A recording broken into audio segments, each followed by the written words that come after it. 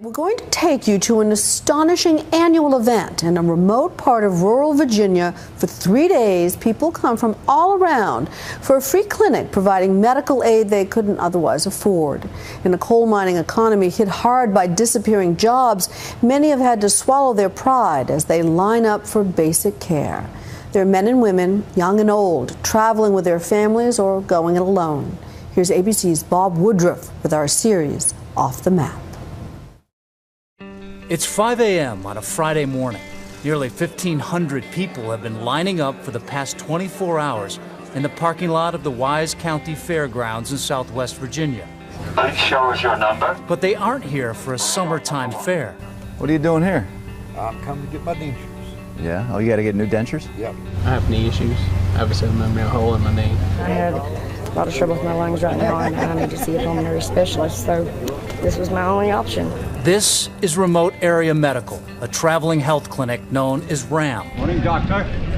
And this is Stan Brock. We're heading for the gate to let people in. For the next 3 days, Brock and a team of volunteers will turn this fairground into a makeshift hospital, providing medical care to more than 2,500 people.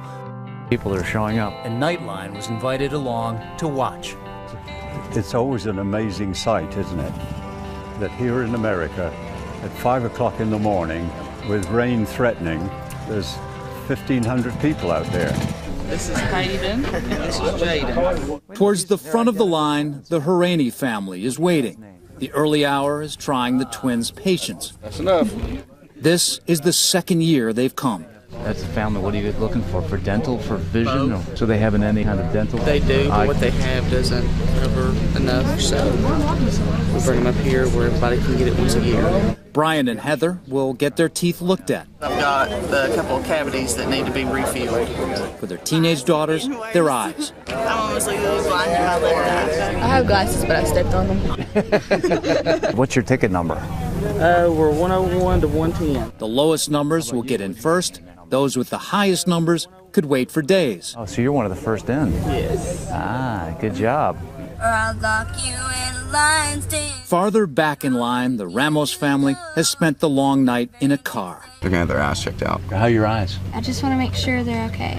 When I have a book on the desk, I'll have to lean down, or when I go to pick the book up, I'll have to put it like right here. Why is it that you are coming here instead of going to an eye doctor or dental doctor? Well, right now, the way the economy is, work's really hard, and, money's real tight. It's free, and the last 3 years, I've passed it up, I guess because I'm kind of prideful, but, this year I was compelled to come. What's your number? What was it? 1132. 1132. 1132. Mm-hmm. All right. So it's probably going to be sometime later in the day you're going to get the full care? They will have to wait a while. All right, let's do it. Just before sunrise, the Wise Virginia Ram Clinic Good morning, folks. officially begins. Who's got number 1? Within 30 minutes, the Harani family passes through the gate. 111. What's the first stop? Do you have any idea what the process is? Yeah, we got to go through this triage here. Their vital signs are checked, blood pressure and blood sugar too. And then the family disperses, Brian and Heather to get their teeth worked on. You're doing cleaning. You hang on to this. The twin boys, Jaden and Hayden, go to get dental x-rays. All right, now, bud. There you go. I got it. And then a cleaning. You lay your head back. It's going to tickle. Watch, they're going to tickle his teeth. Both twins get a clean bill of dental health. Okay, you did super. Good job, boys. By early afternoon, Jordan Harani is able to get in to see the eye doctor. Is it better 1 or 2? A change in her prescription means a trip to the eyeglass tent. No. Oh. And successful search for a pair of frames. Okay. I'm so good. Over in the optical lab, Tom and Judy Dandridge oversee an assembly line for grinding lenses, helping people see clearly, sometimes for the very first time in years.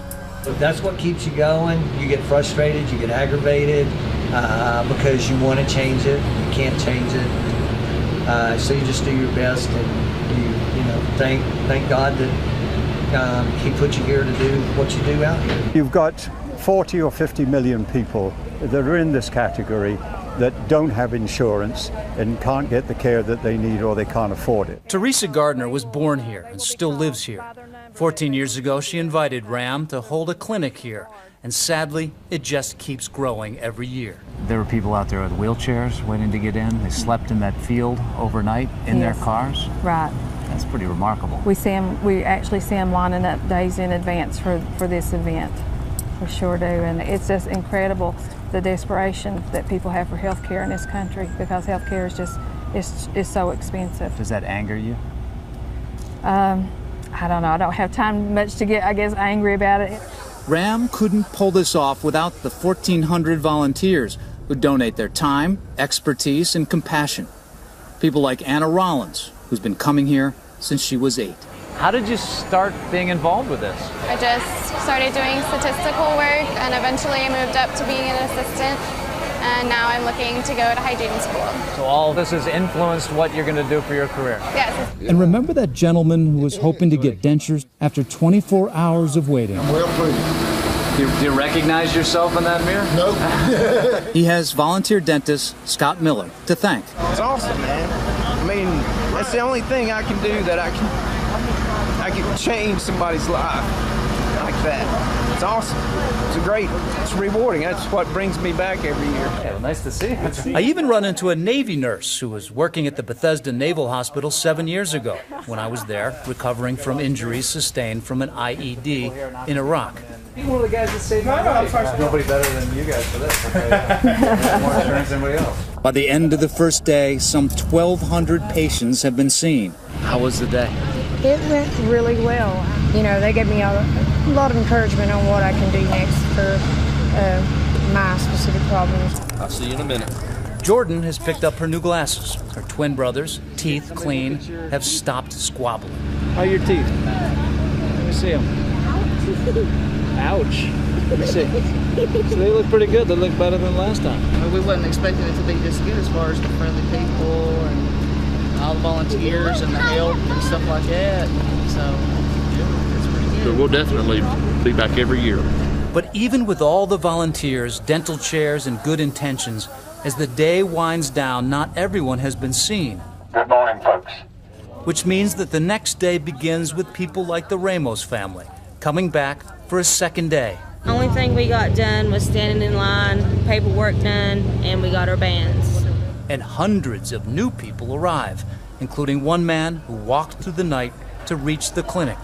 I really need my teeth fixed. They're really bad. And my hearing, I don't know which one's worse, my hearing or my teeth. When Robert Ellis goes through triage. He said he's had some pain in his chest when he was walking up here this morning. Something potentially more serious is uncovered. There's no shortness of breath involved. When we come back, we follow Ellis to see the heart doctor as hundreds more continue to wait for treatment. It's day 2 at Remote Area Medical.